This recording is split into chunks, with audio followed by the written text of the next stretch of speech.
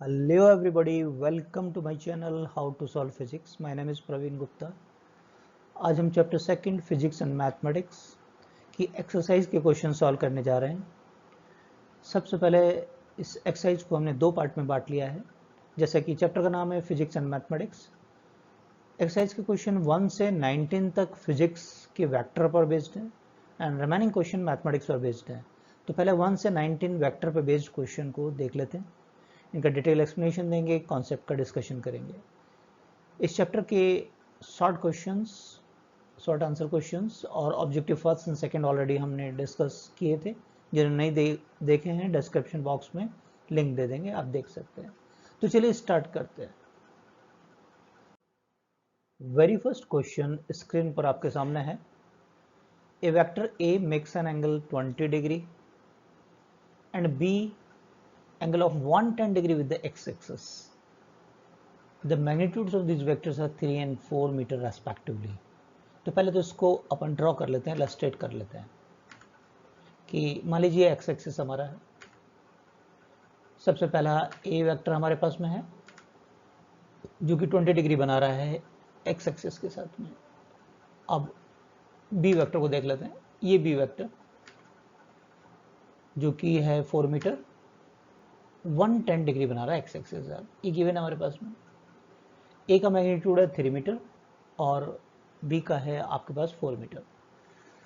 तो अगर ये हमारे पास में है 110 डिग्री है, ये 20, तो ए और बी के बीच का एंगल कितना रह गया?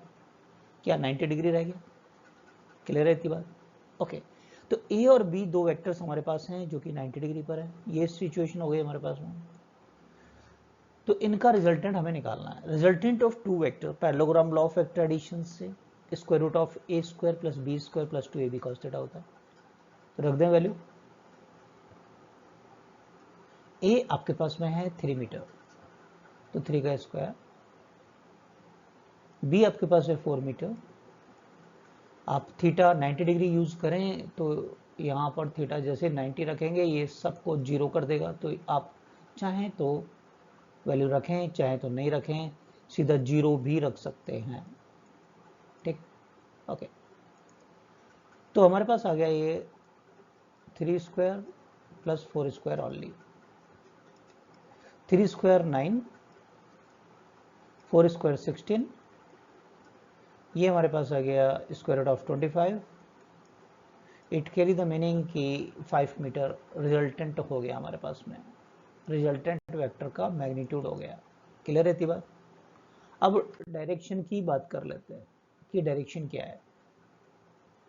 पैरेललोग्राम कंप्लीट करते हैं। ये पैरेललोग्राम हो गया, तो रिजल्टेंट होता है इस पैरेललोग्राम के डायगोनल से दिया जाएगा, ये डायगोनल से देंगे अपन, राइट? ओके,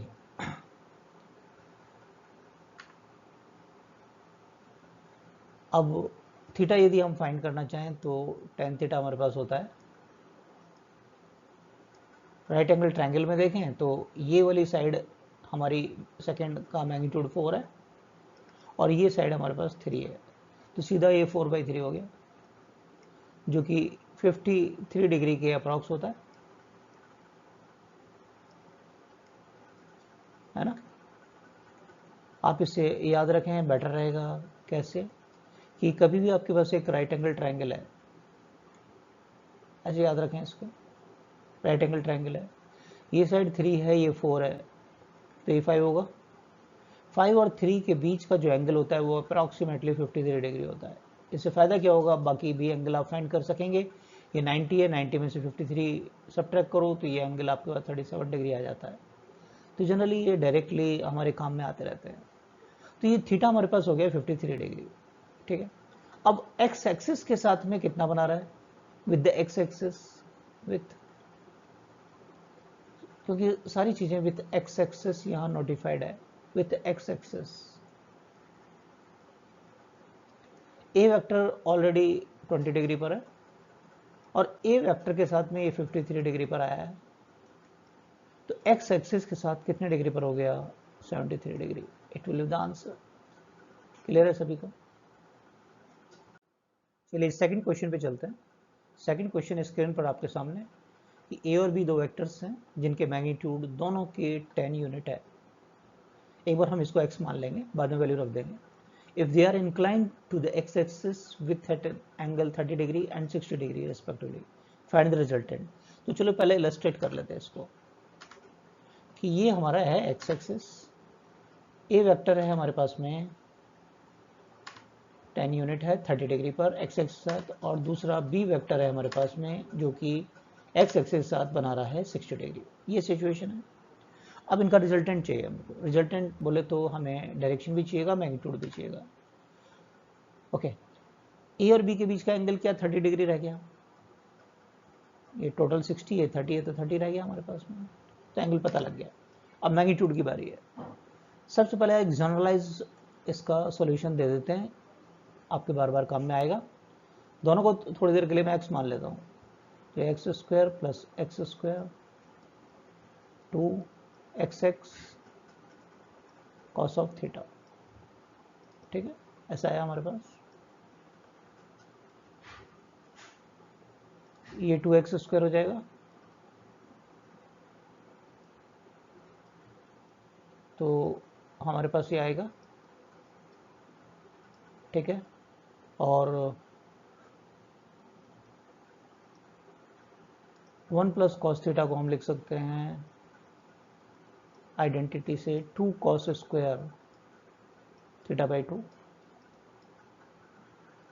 तो जब इसका स्क्वायर रूट लेंगे हम तो हमारे पास आएगा 2x कॉस थीटा बाई 2। आप चाहें तो इस रिजल्ट को डायरेक्टली भी याद रख सकते हैं, तो इससे क्वेश्चन आसान होगा।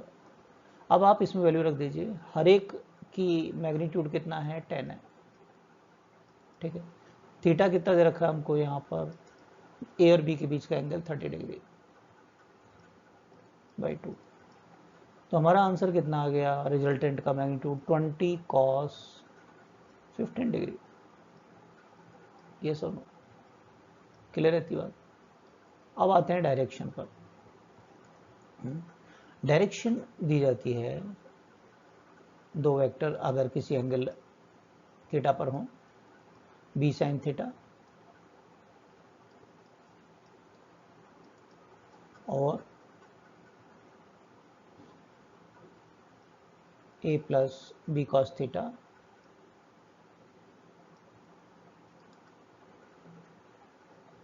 पहले जनरलाइज सॉल्यूशन दे रहे हैं, ठीक है। एक्स साइन थीटा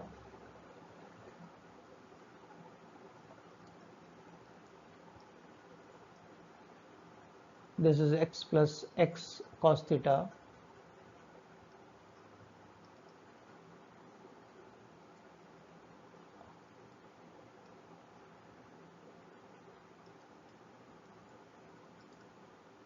नीचे से x कॉमन ले सकते हैं हम, 1 प्लस कॉस थीटा। अब आइडेंटिटीज यूज कर लें, x को तो कैंसिल कर देते हैं अपन। साइन 2 थीटा का फॉर्मूला लगा दें, twice sine theta by 2 cos theta by 2। नीचे 1 प्लस कॉस थीटा को जैसे हमने पहले भी लिखा है 2 कॉस स्क्वायर थीटा बाई 2। यहाँ 2 कैंसिल हो गया आपका, कॉस थीटा बाई 2 एक फैक्टर कैंसिल हो जाएगा, तो ये मेरे पास में आएगा tan थीटा बाई 2। तो अल्फा की वैल्यू आ गई थीटा बाई 2, यानी इनका जो रिजल्टेंट वेक्टर होगा ए और बी का बिल्कुल बीच में से बाइसेक्टर से पास होगा। इसका मतलब हो गया बाइसेक्टर बोले तो कितना डिग्री हो गया, 30 का हाफ कितना हो जाएगा, 15 हो जाएगा, बिल्कुल बाइसेक्टर से निकलेगा ऐसे, ये रिजल्टेंट आएगा, ठीक है। और ये एंगल बनाएगा यहाँ से 15 डिग्री। यही तो बोल रहा है थीटा बाई 2 का मतलब 30 डिग्री बाई 2 15 डिग्री। तो विथ एक्स एक्सिस पूछा जाए यदि हमसे direction with x axis, already A vector 30 degree बना रहा है और रिजल्टेंट वेक्टर ए के साथ 15 डिग्री पर आया है, तो आंसर क्या होगा आपका 45 degree with the X axis. Clear हो गया। थर्ड क्वेश्चन क्या है, add vectors A B and C each having the magnitude 100 unit, हर एक का मैग्नीट्यूड कितना 100 यूनिट है। Incline to the X axis, X axis के साथ कितना 45, 135, 315। तो हमेशा क्वेश्चन को इलस्ट्रेट करो पहले तो। मान लो ये हमारे पास में एक्स एक्सिस है, ठीक है। अब एक एक को बनाएंगे अपन। ए बना रहा है 45 डिग्री पर है, ये ए वेक्टर मेरे पास है जो कि 45 डिग्री के एंगल पर है, एक्स एक्सिस है, ठीक है। अब बी की बारी है, बी है 135, तो 45 में जब मैं 90 ऐड करूंगा अप्रॉक्सीमेटली तब 135 आने वाला है, यस और नो। ये 135 जब बनेगा तो मैंने ये 90 पे दिखाया इसको। अब सी पे आई 315, 315 देखो पूरा टोटल होता है 360, 360 में से 45, तो 45 कम कर लेंगे अपन यहाँ से, अगर मैं एक्स एक्सिस से मेजर कर रहा हूँ तो, ठीक है। तो इस बिल्कुल 45 कम कर लेंगे, तो इसके साथ पीछे की तरफ 90 डिग्री हो गया बेसिकली, 45 नीचे, तो बिल्कुल इसके अपोजिट बनेगा वो, ऐसे, ये सब। और ये एंगल आप दिखाना चाहें तो 315 डिग्री कहलाएगा। तो अब बड़ी इंटरेस्टिंग बात है, हमसे बोला इनका रिजल्टेंट बताइए। अब तीन वेक्टर थे ए बी सी और हर एक का मैग्नीट्यूड कितना है 100, तो आप बी और सी पर कॉन्सेंट्रेट करो, बी और सी पर, बी और सी पर। दोनों का मैग्नीट्यूड 100 है, दोनों का डायरेक्शन अपोजिट है, क्या एक दूसरे को कैंसिल करेंगे, यस और नो, कैंसिल कर दिया, तो केवल रिजल्टेंट के नाम पर ए रह गया। भाई ज़्यादा से ज़्यादा आप शो करोगे तो वेक्टर एड ऑन करोगे, A vector plus B vector plus C vector. अभी हमने क्या देखा कि बी और सी वेक्टर के मैग्नीट्यूड इक्वल हैं, डायरेक्शन में अपोजिट हैं, तो ये एक दूसरे को कैंसिल कर रहे हैं, तो रिजल्टेंट रह गया केवल ए के बराबर।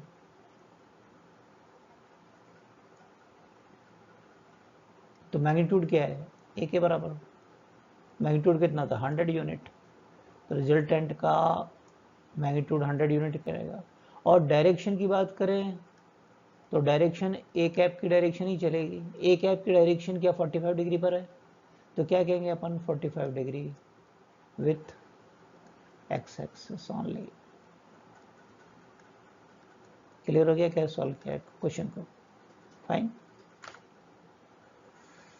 ये 90 डिग्री था इसलिए हमने देखा 90 डिग्री, ये आपको 45 बिल्कुल अपोजिट था, है ना, तो कैंसिल हो गया। समझ में आ गया कैसे टैकल किया। ये ए इधर से 90 बना रहा है, ये इधर से 90 बना रहा है, बी इधर से 90, सी इधर से 90, और एक दूसरे से कैंसिल हो गए। ये मेन थीम थी क्वेश्चन में। चलिए फोर्थ क्वेश्चन पे चलिए। वेक्टर ए है 4i कैप 3j कैप और बी है 3i cap plus 4j cap. अब हमसे बोला है find magnitude of A B, A plus B और ए माइनस बी, ठीक है। सबसे पहले अगर ए वेक्टर हमारे पास है, ये ए एक्स आई कैप प्लस ए वाई कैप, मैग्नीट्यूड चाहिए इसलिए बात कर रहे हैं इससे। तो वेक्टर का मैग्नीट्यूड हम कैसे देखते हैं, एक्स कंपोनेंट का स्क्वायर प्लस वाई कंपोनेंट का स्क्वायर का स्क्वायर रूट। क्लियर। तो सबसे पहले ए पार्ट की बात कर रहे हैं अपन, ए पार्ट की, ए पार्ट का यानी ए वेक्टर की बात हो रही है, उसके मैग्नीट्यूड की बात करें। ए का एक्स कंपोनेंट कितना है 4 स्क्वायर, ठीक है। फिर ये 3 स्क्वायर, तो ये तो कितना हो गया भाई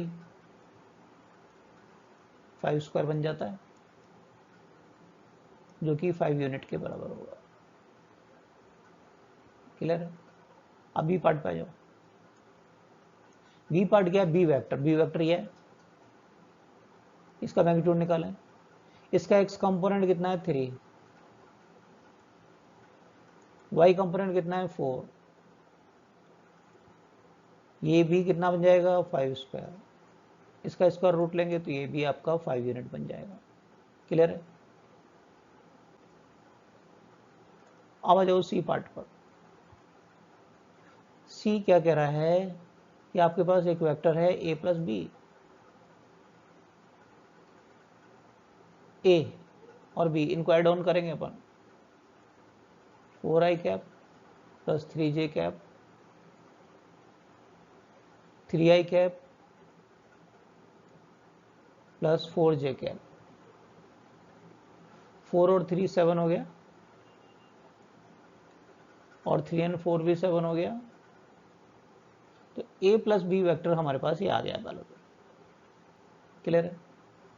अब इसका मैग्नीट्यूड चाहिए, a प्लस बी का मैग्नीट्यूड चाहिए, तो square root of 7 square plus 7 square, है ना। इसको आप ऐसे लिख सकते हो 7 स्क्वायर इंटू 2, तो ये कहलाएगा 7 रूट 2 यूनिट। बात समझ में आ रही है? अब आ जाओ डी पार्ट पे। डी क्या कह रहा है, vector A minus vector B, first में से सेकंड को माइनस करो, तो क्या ये आएगा, खुद करो अपने आप से एक बार, आई कैप माइनस जे कैप, क्या ऐसा आएगा। आप इसको जब भी मैग्नीट्यूड निकालना चाहें तो गड़बड़ नहीं करें, उसके लिए ऐसा लिख लिया करो। क्या दिक्कत है, लिख सकते हैं। जब मैं इसके मैग्नीट्यूड की बात करूंगा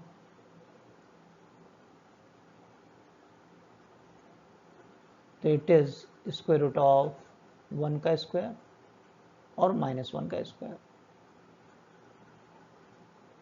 ठीक है। तो ये हो गया 1 + 1, तो इसका मैग्नीट्यूड कितना आ गया, √2। तो फोर्थ क्वेश्चन क्लियर हो गया सभी को। क्वेश्चन नंबर 5 आपके सामने स्क्रीन पर डायग्राम से रिलेटेड क्वेश्चन है। इसमें 3 वेक्टर्स आपको दे रखे हैं, O A B C and D E, 3 vectors. इन तीनों के रिजल्टेंट का मैग्नीट्यूड, इनके एक्स वाई कंपोनेंट, और जो रिजल्टेंट है इनका एक्स एक्सिस के साथ कितना एंगल बना रहा है ये फाइंड करना है। तो हम तीनों पार्ट करेंगे, सबसे पहले एक्स वाई कंपोनेंट निकालेंगे, फिर मैग्नीट्यूड एंड फिर डायरेक्शन, यानी कि बी पार्ट को पहले करेंगे, ठीक है। सबसे पहले कंपोनेंट्स के लिए हम एक एक वेक्टर को डील कर लेते हैं। एक एक वेक्टर का एक्स कंपोनेंट वाई कंपोनेंट लेते हैं, एक्स एक्स कंपोनेंट को ऐड कर लेंगे तो रिजल्टेंट का एक्स कंपोनेंट आ जाएगा। इसी तरीके से वाई कंपोनेंट को ऐड कर लेंगे तो रिजल्टेंट का वाई कंपोनेंट आ जाएगा। तो बी पार्ट करने जा रहे हैं सबसे पहले, ठीक है। सबसे पहले वेक्टर ओ ए, इसका x कंपोनेंट लेंगे तो कितना आएगा, 2 cos 30 आएगा। cos 30 कितना होता है, √3/2, 2 से 2 कट किया तो 1.732, यानी 1.73 लिख सकते हैं। साइन कंपोनेंट आ जाएगा y कंपोनेंट इसका कितना, 2 sin 30 डिग्री, यानी 1। क्लियर है यहाँ तक, है ना। मीटर में चल रहा है, सब मीटर में, तो मीटर में आएगा यूनिट, एक साथ लिख लेंगे। अब आओ ये BC के लिए, BC positive direction of x axis के साथ कितना एंगल बना रहा है, दैट इज इंपॉर्टेंट। कि ये आपका 60 डिग्री है तो ये बचा हुआ हो गया 120 डिग्री। कितना है, 120 डिग्री। तो इसका एक्स कंपोनेंट कहेंगे तो 1.5 cos 120 कहेंगे। cos 120 कितना होता है, माइनस का 1/2, 2 से कट करेंगे तो 0.75 माइनस का हो गया। क्लियर है। एक्स कंपोनेंट की वाई कंपोनेंट की बात करेंगे तो साइन आ जाएगा, 1.5 साइन 120, साइन 120 √3/2, तो ये 0.75 मल्टीप्लाई बाई √3, √3 1.732 से मल्टीप्लाई करके देखो लगभग 1.30 आ जाएगा। अब आओ third DE, DE1 positive direction of x axis से कितना बना रहा है एंगल,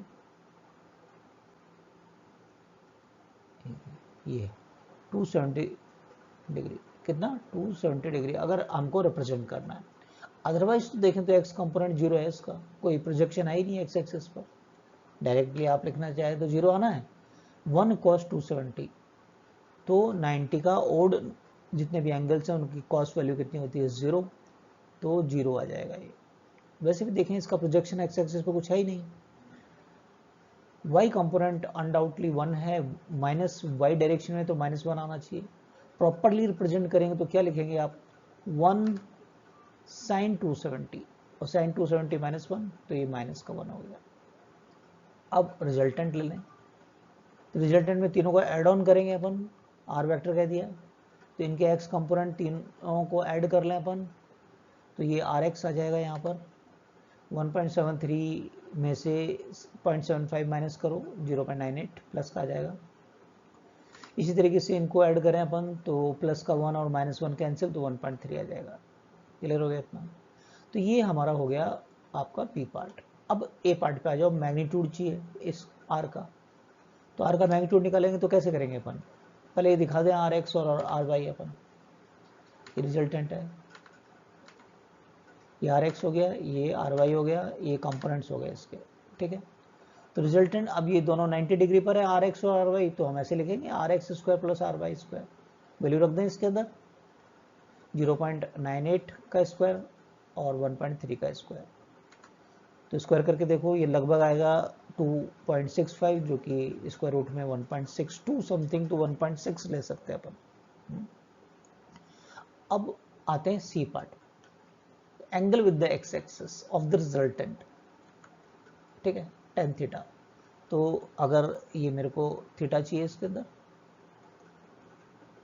ठीक है, तो क्या हो जाएगा आर वाई और R X, R Y R X दोनों अपने पास है, 1.30 0.98, तो ये लगभग हो जाएगा 1.32, कितना 1.32, तो इसको हम लिख सकते हैं कि theta is tan inverse 1.32 with the X axis, ये आंसर हो जाएगा। क्लियर हो गया? एग्री? एक्स एक्सिस के साथ कितना एंगल बन गया, tan inverse 1.32 with the positive direction of x axis बोलेंगे। क्लियर? चलिए नेक्स्ट क्वेश्चन पे चलते हैं। Two vectors having the magnitude 3 and 4 unit, what should be the angle between them if the magnitude of the resultant is 1, 5 and 7 unit? तो देखो 3 and 4 यदि opposite direction में होंगे, जब भी a माइनस बी करते हैं ना अपन, तो 1 यूनिट आना है, तो 180 डिग्री होना चाहिए एक आंसर। बी पार्ट की बात करें 5 यूनिट कब आएगा, जब ये 90 डिग्री हो, 3 स्क्वायर प्लस 4 स्क्वायर का स्क्वायर रूट, तो सेकंड का आंसर 90 डिग्री आना चाहिए। 7 कब आएगा, जब इनको ऐड ऑन करेंगे यानी एक ही डायरेक्शन में आ जाए, तो थर्ड का आंसर 0 डिग्री आना चाहिए। अगर आप इसको प्रॉपरली शो करना चाहते हैं तो रिजल्टेंट का फॉर्मूला क्या होता है, R square equal to A square plus B square plus 2ab। तो यहाँ से कॉस थीटा को हम कैसे रिप्रेजेंट करेंगे, R square minus A square plus B square divided by 2ab। तो अगर आप इसको प्रॉपरली रिप्रेजेंट करना चाहते हैं तो फिर कैसे करेंगे, इसमें वैल्यू रखें कि cos theta equal to R square, resultant चाहिए आपको 1 यूनिट, तो 1 का square, A square plus B square, 3 square plus 4 square तो 5 स्क्वायर होता है, माइनस करना है हमको, तो ये माइनस का 5 स्क्वायर हो गया, ठीक है, divided by 2 into 3 into 4, 1 minus 25 नीचे 24, तो ये कितना आएगा माइनस का 24 डिवाइडेड बाई 24 यानी माइनस का 1। कॉस थीटा माइनस 1 कब होता है, जब थीटा कितना होता है 180 डिग्री। तो आप ऐसे सॉल्व कर सकते हैं। क्लियर? बी पार्ट पे आइए, कॉस थीटा की वैल्यू चाहिए आपको,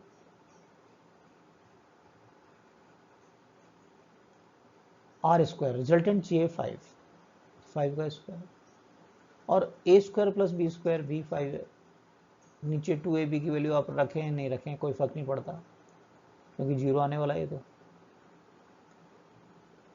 0 में आप ये डिवाइड करेंगे तो कितना आएगा 0, और cos थीटा 0 कितने डिग्री पर होता है 90 डिग्री पर, तो सेकंड का आंसर होगा 90 डिग्री। आप थर्ड पर आ जाइए, इसी तरीके से सॉल्व करके दिखा सकते हैं आप। cos थीटा रिजल्टेंट है 7, तो 7 का स्क्वायर हो गया, यहाँ r की वैल्यू रखना है मन, A square plus B square 5 square है, 2ab 3 इंटू 4, तो आपका ये cos theta equal to 49 minus 25 नीचे 24, 49 में से 25 को माइनस करोगे तो 24 आएगा, डिवाइडेड बाई 24, तो ये 1 आ गया।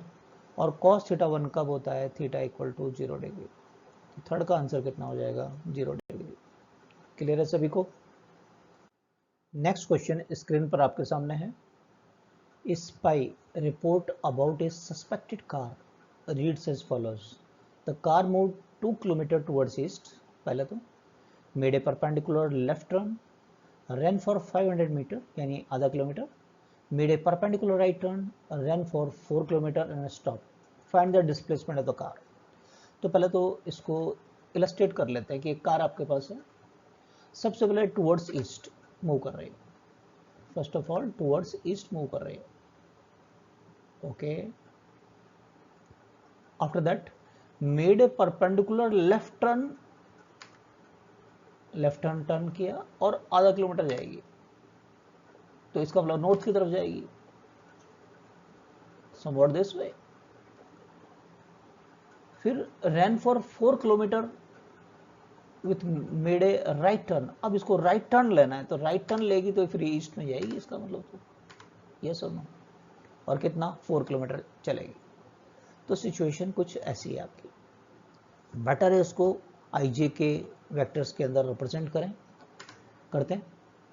रिजल्टेंट डिस्प्लेसमेंट क्या होता है, vector sum of all the displacement, east की तरफ, नॉर्थ की तरफ, फिर ईस्ट की तरफ, इन सब का वेक्टर सम करेंगे अपन। तो 3 है आपके पास, तो d1 plus d2 plus d3 कर लेते हैं, ठीक है। ये अपन प्लस एक्स एक्सिस मान लेते हैं, प्लस वाई, तो ये आई कैप हो जाएगा, ये जे कैप हो जाएगा, ये आई कैप हो जाएगा, क्वेश्चन इजी हो जाएगा हमारा। तो सबसे पहले 2 किलोमीटर ईस्ट, तो 2 आई कैप, फिर नॉर्थ की तरफ आधा किलोमीटर है, 500 मीटर है ना, 0.5 यानी ये जे कैप हो गया आपका। फिर दोबारा प्लस एक्स एक्सिस 4 किलोमीटर, तो 4 आई कैप हो गया, किलोमीटर में चल रहा है, एड ऑन कर लेते हैं। ये हमारे पास हो गया 6 आई कैप प्लस 0.5 जे कैप, क्लियर है। अब रिजल्टेंट डिस्प्लेसमेंट यानी इसका मैग्नीट्यूड की बात करें, इसमें मैग्नीट्यूड चाहिए हमारे को और डायरेक्शन चाहिए, तो ऐसा करना होगा जो लगभग आ जाएगा 6.02 किलोमीटर, क्लियर है। इसको इलस्ट्रेट करें अपन कि हमारे पास आ रहा है 6 आई कैप, तो रिजल्टेंट जो डिस्प्लेसमेंट है 6 तो है ईस्ट की तरफ और वाई की तरफ है 0.5, ये नॉर्थ, वाई मतलब ये नॉर्थ की तरफ है, ठीक है।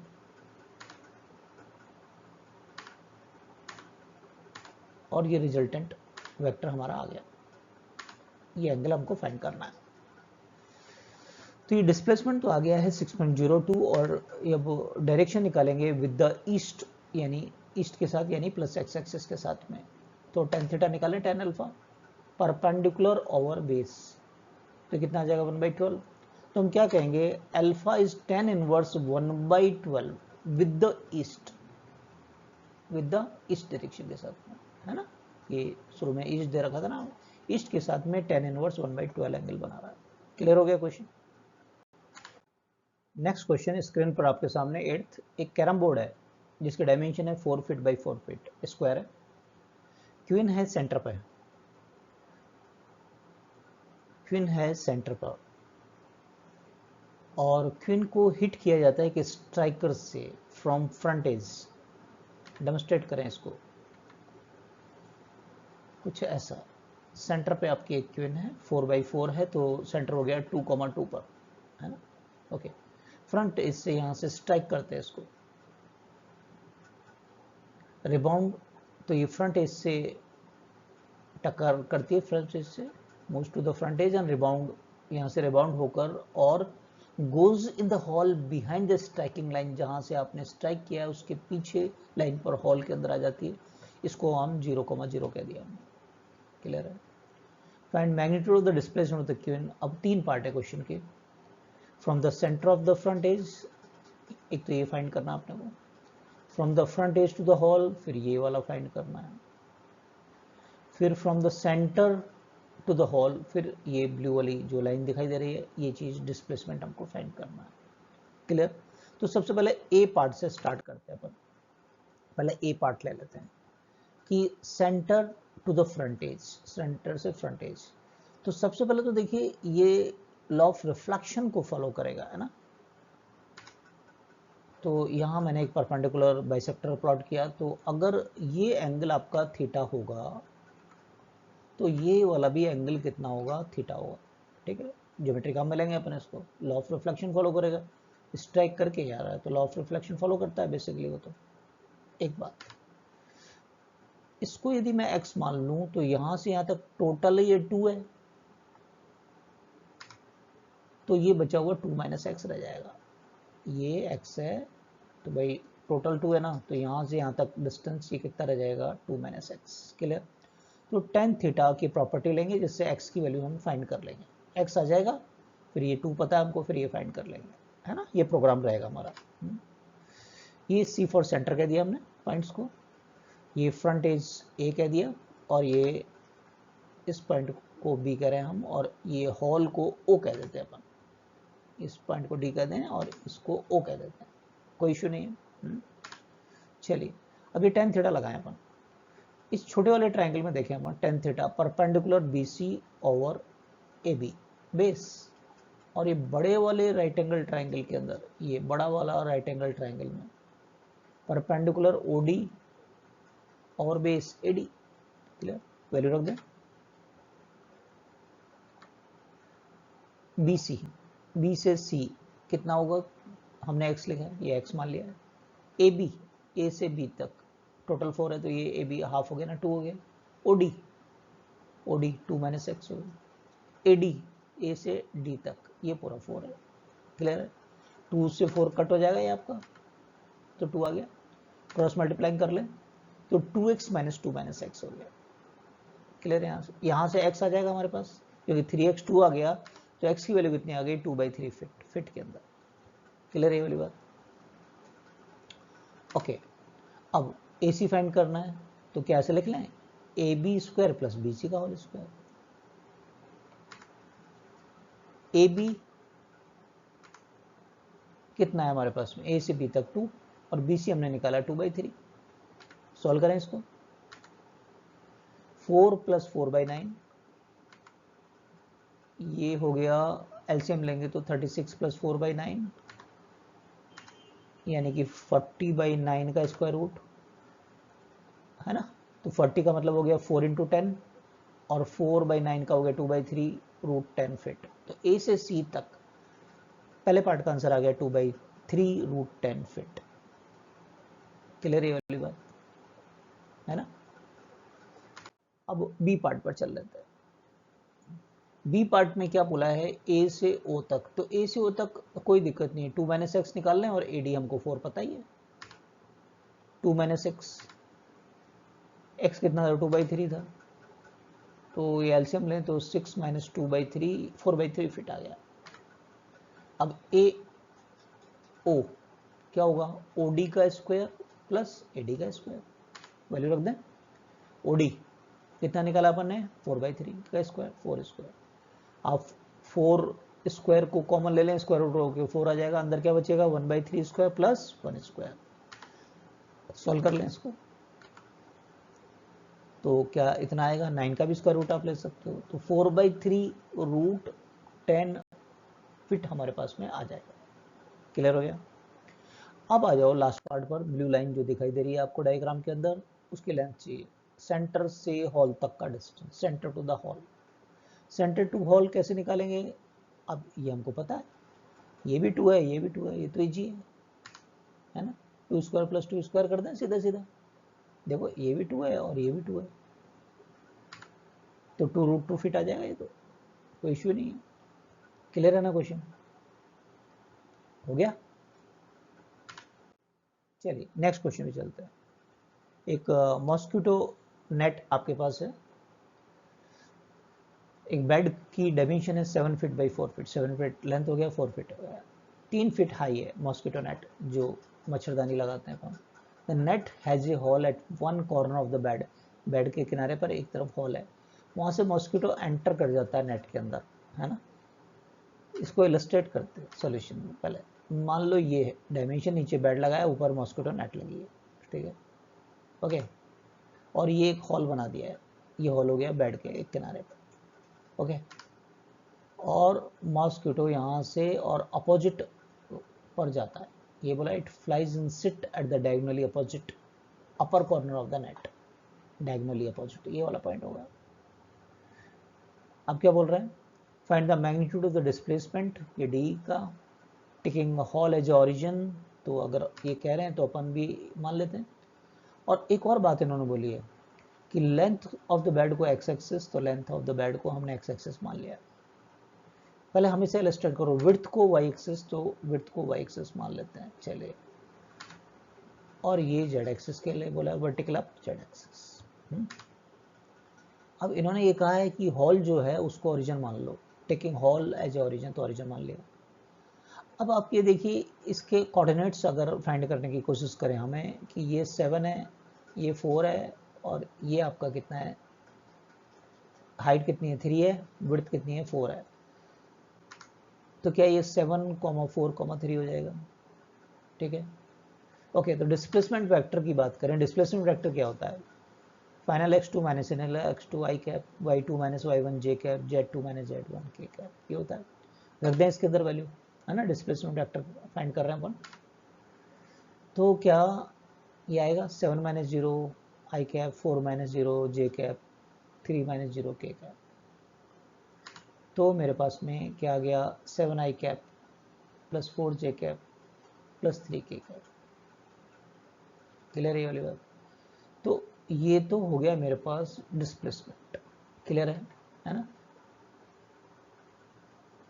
अब हमसे कंपोनेंट, और एक बात और पूछिए, right the component of the displacement vector. तो कंपोनेंट क्या है इसके, 7 आई कैप 4 जे कैप, तो 7 फीट 4 फीट एंड 3 फीट, ये कंपोनेंट कहलाएंगे इस डिस्प्लेसमेंट वेक्टर, क्लियर, ओके।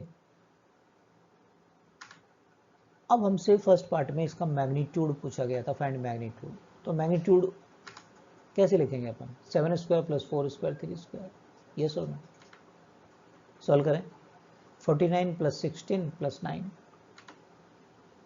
तो कितना आ जाएगा, square root of 74 feet, square root of 74 feet, clear. और कंपोनेंट क्या आ गया, 7 feet 4 feet and 3 feet, clear हो गया सभी को। 10th क्वेश्चन स्क्रीन पर आपके सामने, suppose A vector is a vector magnitude 4.5 unit due north, कोई ए वेक्टर दे दिया 4.5 यूनिट है और नॉर्थ की तरफ है। What is the vector 3a and -4a। तो हमेशा जब भी ज्योमेट्रिकल ऐसी डायरेक्शन दे दें तो आप उनको एक्स वाई यानी आई जे वैक्टर्स में रिप्रेजेंट करो। करते हैं अपन कि हमारी ये ज्योमेट्रिकल डायरेक्शन है, कंपास हमने दिखाया, तो ये प्लस एक्स डायरेक्शन मान लेते हैं, तो ये आई कैप हो जाएगा हमारा, है, लिखते चलो। तो वेस्ट क्या हो जाएगा, माइनस आई कैप, नॉर्थ क्या हो जाएगा, प्लस जे कैप, समझ में आ रही है, साउथ क्या हो जाएगा, माइनस जे कैप, क्लियर है यहाँ तक, ठीक बात है। अब एक एक बात कर लेते हैं जैसा इन्होंने चाहा है। ए पार्ट बोल रहा है कि 3a वेक्टर के बारे में बताओ, 3 और कितना ये 4.5 यूनिट, और ए वेक्टर की डायरेक्शन क्या था, ड्यू नॉर्थ, नॉर्थ का मतलब क्या, जे कैप हो गया, बोलो यस और नो। तो ये मल्टीप्लाई करेंगे अपन तो कितना आ जाएगा 13.5 जे कैप, और जे कैप का मतलब क्या है, नॉर्थ को बोला है हमने, तो 3a वेक्टर कितना होगा 13.5 due north, due north, clear है क्या, है ना, क्लियर लिख दें, ड्यू नॉर्थ, नॉर्थ डायरेक्शन में, क्लियर है। अब बी वाला पार्ट चलते हैं। बी वेक्टर क्या है हमारे पास, -4 है, तो -4 मल्टीप्लाई बाई, ए वेक्टर क्या था 4.5 ड्यू नॉर्थ का मतलब जे कैप। अब इसको मल्टीप्लाई करें, 4 5 जो 20, 16 18 और ये माइनस का जे कैप, तो क्या ये ऐसा हो गया 18 यूनिट, और माइनस जे का मतलब क्या है, क्या साउथ डायरेक्शन है, तो क्या बोलेंगे डायरेक्शन, ड्यू साउथ। समझ में आया क्वेश्चन को कैसे टेकल किया, क्लियर। तो हमेशा जब भी ज्योमेट्रिकल डायरेक्शंस हो तो पहले उनको आई जे के में रिप्रेजेंट कर लो तो इजी हो जाता है क्वेश्चन। 11th में चल रहे हैं, two vectors having the magnitude 2 meter and 3 meter, the angle between them is 60 degree, दोनों के बीच का एंगल है 60 degree. Find the scalar product of the two vector, एक एक करेंगे। सबसे पहले scalar product of the two vector, दो वेक्टर है हमारे पास a डॉट बी, तो स्केलर प्रोडक्ट क्या होता है, A B cos theta, A B cos theta. एक कितना है 2, बी कितना है 3, कॉस थीटा, थीटा कितना है 60 डिग्री, है ना। तो 2 3 जो 6, कॉस 60 1/2, तो कितना आएगा भाई, क्या 3 आएगा, और मीटर मीटर कितना हो गया, मीटर स्क्वायर। समझ में आ गया। अब बी पार्ट पे चलते हैं, magnitude of the vector product, vector product का मैग्नीट्यूड क्या होता है, A B sine theta. Vector होता है एन कैप और लगाते हैं उसमें, मैग्नीट्यूड चाहिए फिलहाल। ए कितना है आपके पास 2, बी कितना है 3, sine 60 degree, 6 into root 3/2, 6 into root 3/2, ये कट कर दें तो 3, तो आंसर कितना आएगा 3√3, और ए और बी की दोनों की यूनिट मीटर है, तो क्या बोलेंगे, मीटर स्क्वायर। क्लियर हो गया 11th question. Next question 12th question screen पर आपके सामने। Late A1 A2 A3 A4 A5 A6 और A1 एक रेगुलर हेक्सागन का फॉर्मेशन कर रहे हैं, रेगुलर हेक्सागन का फॉर्मेशन कर रहे हैं, जैसा कि डायग्राम में दिखा है।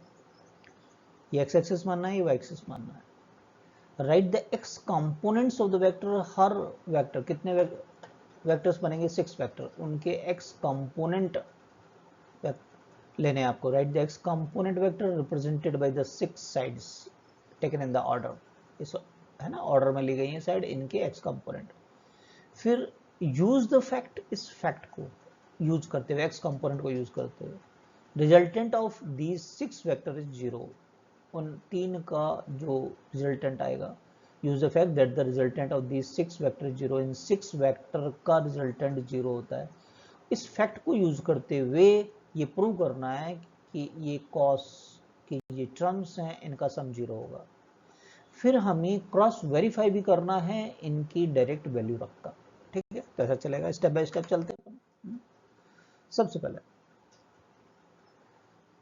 एक रेगुलर हेक्सागन है, ईच सक्सेसिव ये साइड है, ये देखो ये कितना 60 डिग्री बनाएगी, एक्सटीरियर एंगल कितना होगा 60 डिग्री होगा क्या, एक्स एक्सिस के साथ में, हाँ या ना।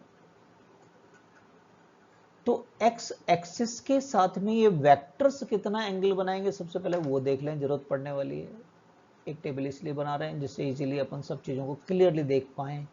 यहाँ वेक्टर ले लेंगे या एंगल ले लेंगे, नीचे एक एक वेक्टर लेंगे। सबसे पहले A1 A2 है ना, एक्स एक्सिस के साथ में A1 A2 कितना बना रहा है 60, A2 A3 कितना बना रहा है 60, यानी जिसको हम π/3 लिख सकते हैं, कोई दिक्कत नहीं यहाँ तक। अब आओ थर्ड, क्या ये 2π/3 हो गया, कैसे हो गया भाई 2π/3, आप देखो ये आपका 60 है, तो क्या ये 120 नहीं हो गया, आपको ये लेना है प्लस एक्स डायरेक्शन से 120, ऐसे नापना है। तो 120 क्या होता है 2π/3 होता है ना, आपको इस डायरेक्शन से लेना है प्लस एक्स डायरेक्शन से, क्लियर है। और आप बताओ अब ये A4 A5 कितना है, ये तो 180 डिग्री हो गया, क्या माइनस एक्स में हो गया था, जिसको आप 3π/3 लिख सकते हो, 180 डिग्री यानी पाई। बस समझ में आ रहा है। इसी तरीके से ये बनाएगा 4π/3, रेगुलर चलते चले जाएं अपन, और ये वाला बनाएगा आपका 5π/3, है ना, चेक कर सकते हैं आप। ओके, फिर आपसे कहा गया था इनके एक्स कंपोनेंट की बात हो रही थी। एक्स कंपोनेंट किसी भी वेक्टर का ए कॉस थीटा होगा क्या? जैसे मान लो ये ए है तो एक्स के साथ मैं थीटा लूंगा तो ए कॉस थीटा लेना है, तो मेरे को सभी की ए कॉस थीटा वैल्यू लिखनी है। फाइन, तो उसके लिए अलग से टेबल बना लेते हैं, वेक्टर और उसके ए कॉस थीटा की वैल्यू। तो पहला तो ए कॉस 0 हो गया, एंगल देख ही लिया हमने। दूसरे के लिए ए कॉस पाई बाई 3, तीसरे के लिए ए कॉस 2 पाई बाई 3। समझ में आ रही बात? 3 पाई बाई 3। और ए 5 बाई 6 के लिए ए कॉस 4 पाई बाई 3। और लास्ट का हो गया ए कॉस 5 पाई बाई 3। क्लियर है यहाँ तक? फिर क्या कह रहे थे कि यूज करते हुए हमें आइडेंटिटी को प्रूव करना है। सबसे पहले polygon law of vector addition क्या कहता है कि अगर सेट ऑफ वेक्टर एक क्लोज पॉलीगॉन बनाते हैं टेकन इन ऑर्डर, जैसे कि बनाया हुआ है, तो इनका रिजल्टेंट कितना होता है? 0। इसका मतलब इनका वेक्टर सम कितना होगा? 0 होगा। क्लियर है? जब ये वेक्टर सम 0 है तो इनके x कंपोनेंट का सम भी 0 होगा, y कंपोनेंट का सम भी 0 होगा। तो इनका x कंपोनेंट के सम की बात करें, यदि टोटल वेक्टर यदि 0 है तो इनका x कंपोनेंट 0 होगा। तो x कंपोनेंट अभी निकाले थे, इनका सम 0 होगा। क्लियर है? अब a एक स्केलर वैल्यू है, 0 नहीं है वो, उसका डिवाइड कर दें यदि हम, डिवाइडिंग बोथ साइड, तो क्या ये आएगा? तो क्या हमने प्रूव कर दिया कि ये 0 होगा? लेकिन बात यहाँ खत्म नहीं हुई, लास्ट में कह रहे हैं इसको वेरीफाई करो इनकी वैल्यू रख कर। तो चलो इनकी वैल्यू पहले, है ना, स्टैंडर्ड कॉस साइन वैल्यू, पहले वैल्यू लिख लेते हैं कॉस थीटा और इनकी value. Cos theta cos 0 1 pi by 3 1 by 2, cos pi by 3 मतलब cos 60 degree, cos 120 minus 1 by 2, है ना। इसी तरीके से फिर रिपीट होती जाएंगी, -1 -1 बाई 2, ये साइन चेंज होते हुए चले जाएंगे। और ये फिर प्लस, ये -1 हो गया, ये -1 बाई 2 और ये +1 बाई 2, ये वैल्यू हो गई। अब वेरीफाई करना है ये वैल्यू रखकर, सब्स्टिट्यूट कर दें स्टैंडर्ड वैल्यूज को इसमें, इसमें वैल्यू रखेंगे अपन। कॉस 0 की जगह 1, ये हाफ माइनस हाफ, ठीक है। अब आप देखो ये 1 से 1 कट हो गया, हाफ से माइनस हाफ कट हो गया, इससे कट हो गया, सब खत्म हो गया तो 0 हो गया। इसका मतलब इट इज़ वेरीफाइड, एक्जैक्टली 0 आ गया, वेरीफाई द प्रूफ। क्लियर हो गया क्वेश्चन? नेक्स्ट क्वेश्चन पे चलेंगे। नेक्स्ट क्वेश्चन क्या कहता है कि let a is 2i cap plus 3j cap और b है 3i cap 4j cap 5j। Find the angle between them. Okay, angle कैसे निकालें? डॉट प्रोडक्ट यूज करके आसानी से निकल जाता है। स्केलर प्रोडक्ट क्या होता है? a dot b is equal to ab cos theta. तो cos थीटा को मैं ऐसे लिख सकता हूँ, हाँ या ना? तो रखें अपन इसमें a डॉट बी कैसे करते हैं? एक्स एक्स कंपोनेंट का multiplication 2 into 3 plus y y component का multiplication 3 into 4 plus k coefficient का मल्टीप्लीकेशन या जेड जेड कंपोनेंट का मल्टीप्लीकेशन 4 इंटू 5। ये हुआ a यानी फर्स्ट वाले का magnitude 2 square 3 square plus 4 square. अब इसी तरीके से सेकंड का magnitude 3 square 4 square and 5 square. Clear है? न्यूमरेटर में 6 प्लस 12 प्लस 20, नीचे फर्स्ट का square root 4 plus 9 plus 16 multiply by, एक स्टेप को सॉल्व कर रहे हैं, 9 प्लस 16 प्लस 25, ये हुआ। ठीक है, तो ये cos थीटा आ रहा है हमारे पास। आप भी वीडियो पॉज करके इसको सॉल्व करके देख सकते हैं क्या आ रहा है। ऊपर बात करें तो 6 एंड 12 कितना हो गया? 18, 18 एंड 20 कितना हो गया? 38,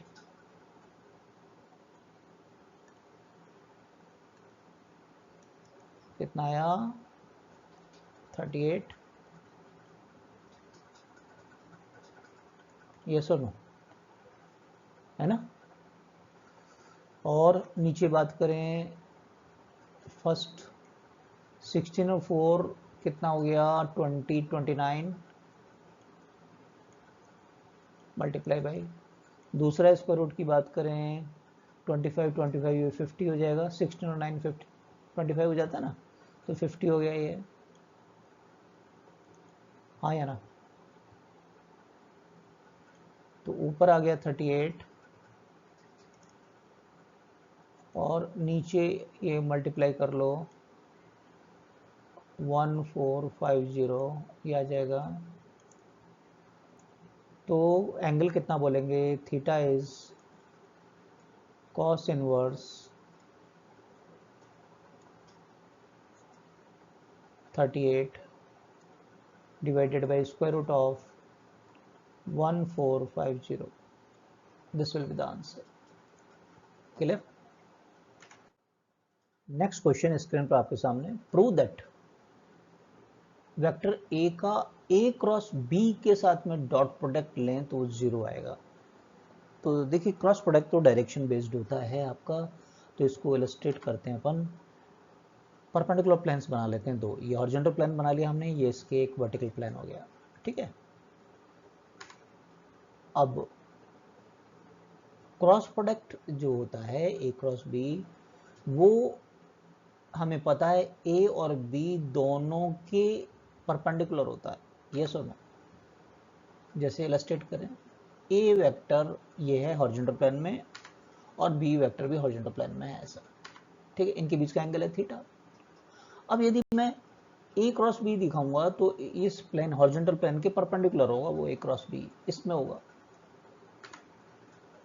इस लाइन के अलॉन्ग ये होगा आपका ए क्रॉस बी, समझ में आ रहा है, जिसको एन कैप से दिखाते हैं अपन, ठीक बात है, इतनी बात है ना।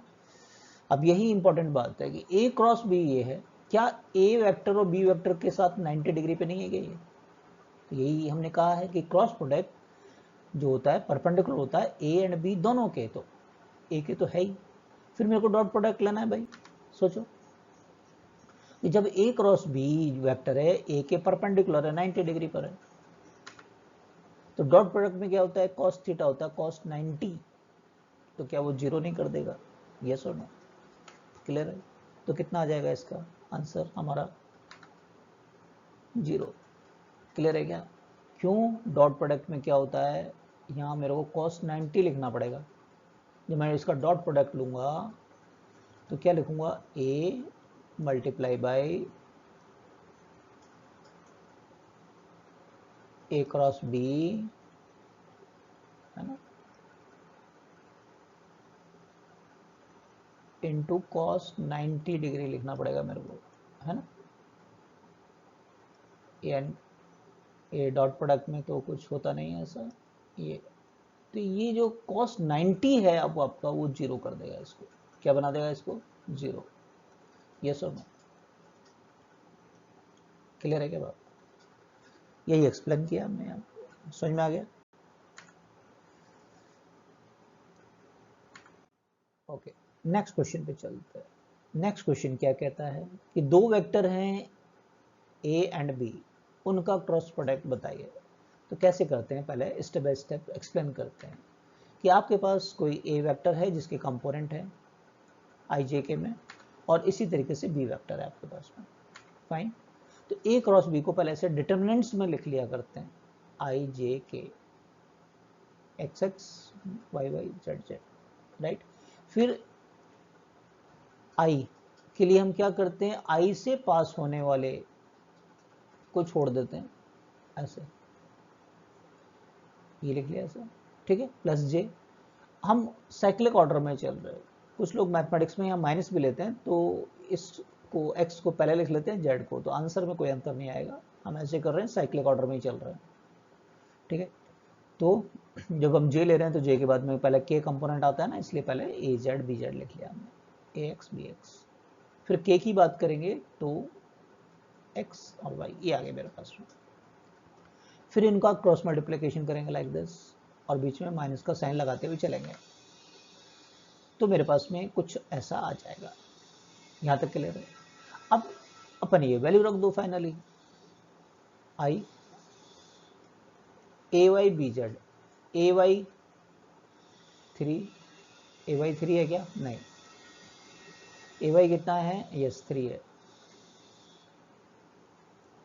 बी जेड कितना है भाई? 2 माइनस ए जेड कितना है? 4, ये सॉल्व करेंगे। बी वाई कितना है? 3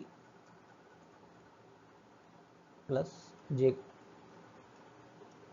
ए जेड कितना है भाई? 4, बी एक्स कितना है? 4 माइनस ए एक्स कितना है? 2, बी जेड कितना है? 2, आपके कंपोनेंट। ए एक्स कितना है? 2। आप खुद से भी वीडियो को पॉज करके क्रॉस चेक कर सकते हैं। बी वाई 3, ए वाई 3, बी एक्स 4। अब सॉल्व कर लेते हैं। 6 12 16 माइनस 4,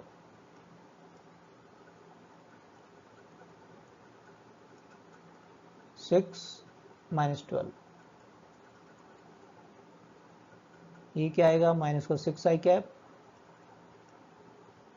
प्लस का 12 जे कैप माइनस का 6 के कैप। क्लियर हो गया? समझ में आया कैसे किया क्वेश्चन को? फाइन। 16 पे चलिए। If a B c are mutually perpendicular, तीन वेक्टर हैं जो एक दूसरे के परपेंडिकुलर हैं, तो वेक्टर ट्रिपल प्रोडक्ट इनका 0 होगा। क्या इनका उल्टा भी सही है? ये पूछा गया है। ठीक है, तो हम 3 म्यूचुअली परपेंडिकुलर वेक्टर की बात करें तो वो इनका डॉट प्रोडक्ट, अगर 3 म्यूचुअली परपेंडिकुलर वेक्टर हैं तो इनके क्या दो दो के सेट के डॉट प्रोडक्ट 0 होगा? नहीं होगा? ये काम में आएगी बात हमारे? क्या ए डॉट भी 0 होगा? नहीं होगा अगर परपेंडिकुलर है? अभी थोड़ी देर पहले लिया था एग्जांपल, cos 90 आएगा। बी सी का लेंगे तो भी 0 आएगा और सी ए का लेंगे तो भी 0 आएगा। ठीक बात है। अब वेक्टर ट्रिपल प्रोडक्ट की आइडेंटिटी ले लेते हैं। वो क्या कहता है कि सी क्रॉस ए क्रॉस बी को हम ऐसे लिखते हैं, पहले पास वाला वेक्टर फिर सी डॉट बी माइनस फिर दूर वाला वेक्टर सी डॉट ए, ये लिखते हैं हम। अब खुद से देखो कि ये सी डॉट बी या बी डॉट सी 0 है, सी डॉट ए 0 है, तो क्या ये 0 नहीं हो गया? क्लियर है? इस बात को आप यहां से इलस्ट्रेट भी कर सकते हैं। ध्यान दो कैसे। ए क्रॉस बी की डायरेक्शन ये होगी, होगी नहीं होगी? और आपसे पहले कह दिया था, देखो ए और बी मैंने 90 डिग्री पे दिखाया, यहां पर ए और बी को 90 डिग्री पे दिखाया, ये दिस इज 90 डिग्री। और सी वेक्टर ए और बी से 90 डिग्री पर तो म्यूचुअली परपेंडिकुलर हो गए तीनों के तीनों। जब ए क्रॉस बी कहेंगे तो क्या वो सी की डायरेक्शन में आ गया? या ज्यादा से ज्यादा एंटी पैरेलल होगा और कुछ नहीं होगा। बात समझ में आ रहा है? तो दो पैरेलल वेक्टर का जो क्रॉस प्रोडक्ट लेते हैं, ए क्रॉस बी और सी पैरेलल आ गया तो क्या होगा? 0 होगा नहीं होगा? तो दूसरा सेकंड मेथड ही हो सकता है आपका। समझ में आ रही है? ऑल्टरनेटली आप कैसे शो कर सकते हैं कि cross product of any two parallel और एंटी पैरेलल वेक्टर कितना होता है? 0। दो मेथड हो गए इस क्वेश्चन को सॉल्व करने के लिए। क्लियर है? 17th क्वेश्चन पे चल रहा है।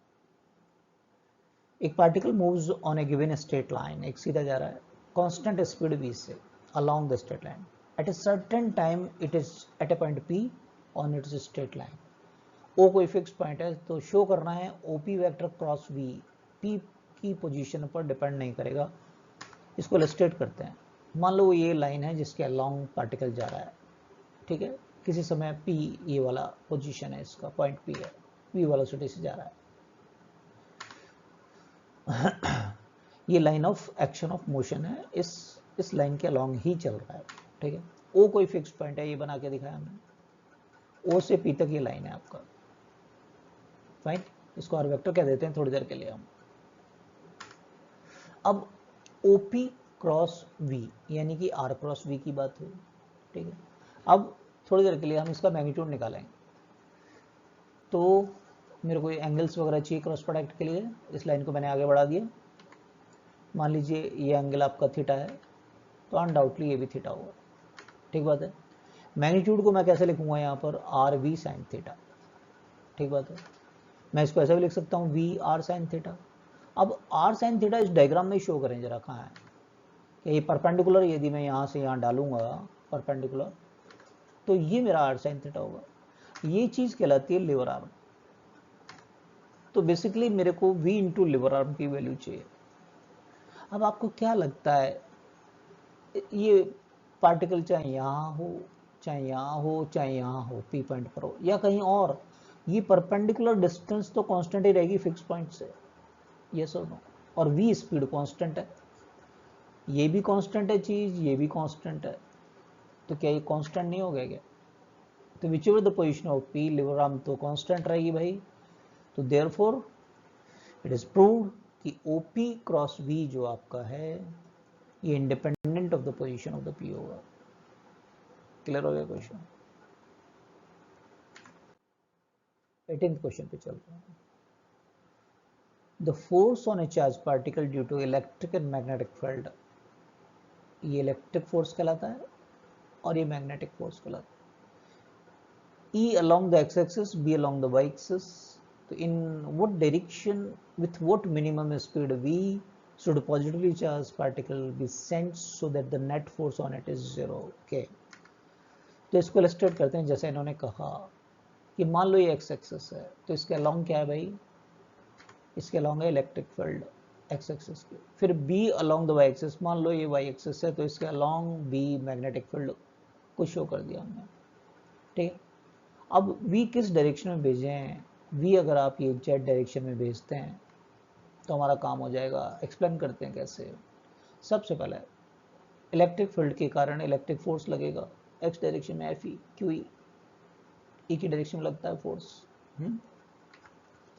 और लॉरेंज लॉ से परपेंडिकुलर, जब आप राइट हैंड पाम या लेफ्ट हैंड रूल को यूज करते हैं तो वो -x डायरेक्शन में Fm डाउनवर्ड आ जाता है यहाँ पर। तो अगर वेलोसिटी b और e आर म्यूचुअली परपेंडिकुलर, ये तीनों म्यूचुअली परपेंडिकुलर हो और इस प्रकार से हो कि ये दोनों फोर्स एक दूसरे को के मैग्नीट्यूड में बराबर हो, डायरेक्शन में तो अपोजिट आ ही रहा है, तो इनका रिजल्टेंट कितना आ जाता है, 0। रिजल्टेंट कितना हो जाता है, 0। तो acceleration of the charge particle कितना हो जाता है, 0। एक्सेलरेशन 0 हो गया तो पार्टिकल की स्पीड चेंज नहीं होती है, वेलोसिटी चेंज नहीं होती है, पार्टिकल जिस लाइन के अलॉन्ग जा रहा है उसी डायरेक्शन में चलता हुआ चला जाएगा। बात समझ में आ रही है? पार्टिकल अपनी ही वेलोसिटी से सीधा सीधा चलता हुआ चला जाएगा, अनडेविएटेड, विदाउट डेविएशन, सीधा सीधा चला जाएगा। इस सिचुएशन में जो स्पीड होगी वो कैसे निकलेगी, ये दोनों फोर्स का मैग्नीट्यूड क्या है, इक्वल आया है, तो वैल्यू रख लें क्यू ए क्यू बी। तो क्यू से क्यू कैंसिल कर दें अपन, तो v की वैल्यू क्या होनी चाहिए, e बाई बी। v की वैल्यू क्या होनी चाहिए, e बाई बी। क्लियर है? और अलोंग द z एक्सिस, तब ऐसा होगा। क्लियर हो गया क्वेश्चन? लास्ट क्वेश्चन पे चलते हैं इस लेक्चर पे।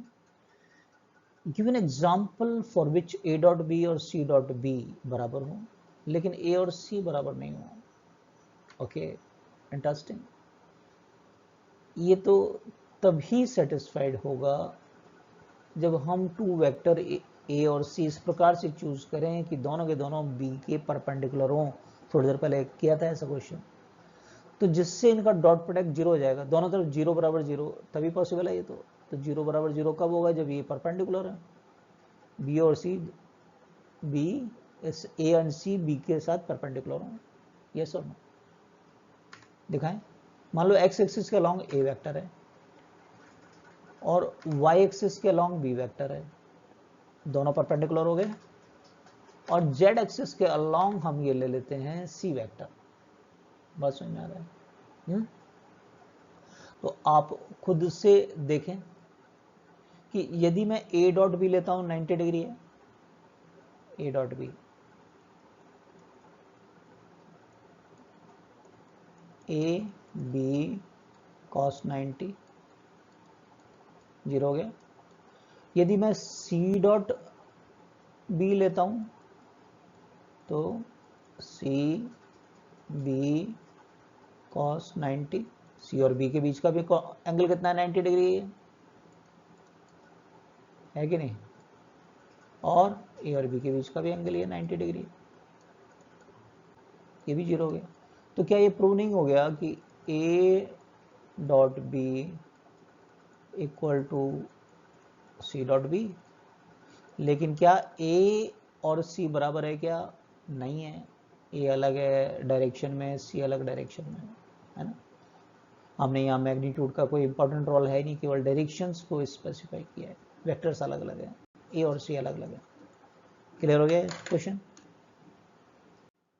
तो आज अपन ने चैप्टर सेकंड के एक्सरसाइज के क्वेश्चन देखे हैं 1 से 19, जो कि फिजिक्स और वेक्टर पर डिपेंड थे। फिर इसके रिमेनिंग क्वेश्चन 20 से 35 हैं जो मैथमेटिक्स पर डिपेंड है। फिजिक्स और मैथमेटिक्स का अपना एक रिलेशन है, तो एक्सरसाइज को हमने 2 पार्ट में बांट लिया है। तो नेक्स्ट वीडियो में हम मैथमेटिक्स पर बेस्ड 20 से 35 तक क्वेश्चन डील करेंगे। तो जो फर्स्ट टाइम आए हैं वो सब्सक्राइब कीजिए, लाइक कीजिए और शेयर कीजिए अपने दोस्तों के साथ में। तो मिलते हैं, थैंक यू फॉर वॉचिंग।